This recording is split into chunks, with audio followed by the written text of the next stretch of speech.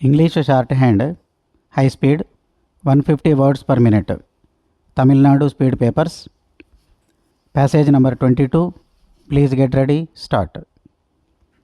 Delivering the inaugural address on the occasion of the Founders' Day of the Jubilee School, the President said, I am really very glad to be here with you all this afternoon to perform the most pleasant job of inaugurating the Founders' Day celebrations of your school. I must, at the outset, thank you for giving me this opportunity. I now propose to share my random thoughts with you of what I consider to be the chief characteristics of a good and ideal school. A good school, in spite of its many difficulties, should never forget the basic fact that the mind of the individual is to be respected. That should, in my view, be the starting point of any true education. I am sure you will agree with me on this vital point. The process of education is a continuing one in which every stage has its own significance. So it is very necessary that proper care and attention should be bestowed on a particular stage. It will have its own repercussions in the next stage, and the whole education will get spoiled. A good school directs its educational effort to the development of the whole educational structure and not only to some one aspect or part thereof. Both the moral and physical sides of the pupil's life should be taken into account. The pattern of education should be so prepared as to lay particular stress on this aspect of the matter. If it is not done, I am afraid we may have to face a very unhappy consequence. A good school should be a place of purposeful activity. It is very essential that those in charge of the school administration should take care to see that the education taught in the school should train the students to be useful citizens of this country of ours in their later life. Unless this is done, the very object of education is likely to be jeopardized, and all the money and time spent on education cannot be considered to have been usefully spent. The pupils should be taught the value of clean life and the need to help the poor in distress. They should be taught to be of service to the weaker sections of society. They should be taught the high morals of life and a readiness to work for the common good.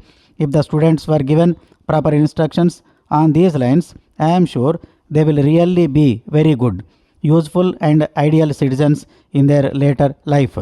The community will also greatly benefit by such education given to the students. The utility of the students to the peoples is a very important factor, and that should be borne in mind while formulating the pattern of education.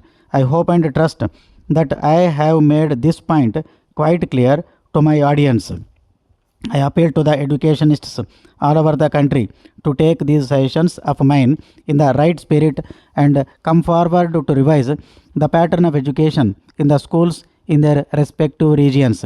Now, I wish to pass on to another important aspect of education.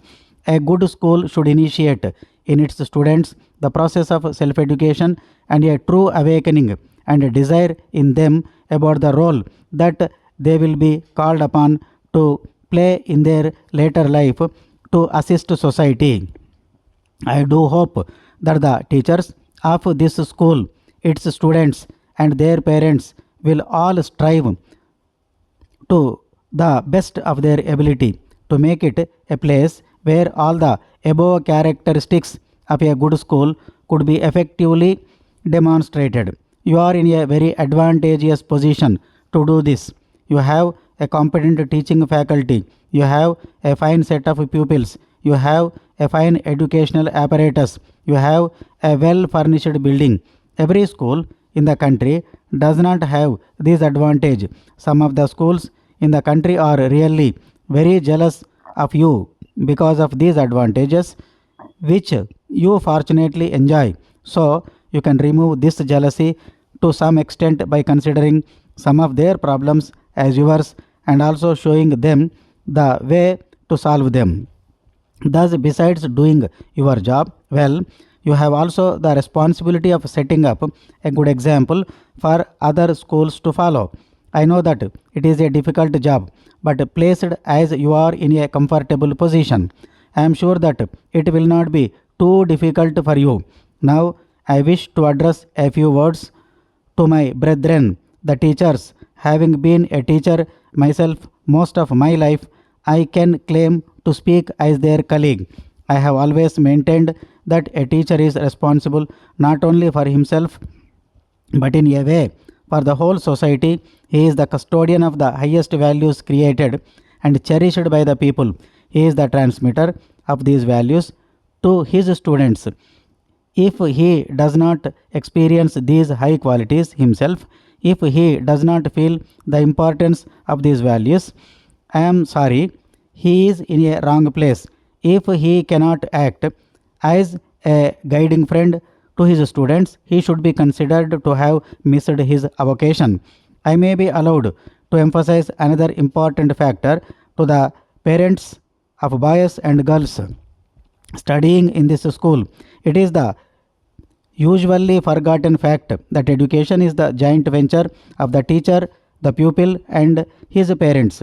It is essential for the success of the educational process that the parents and guardians know and understand what the school seeks to do and to actively cooperate in it. Lastly, a word to the students: you are fortunate in studying in this school. The teachers will help and guide you, but the adventure of education is essentially yours. It is you and you alone who can discover your inner capacity for hard work. You must develop this capacity to achieve something high and honorable.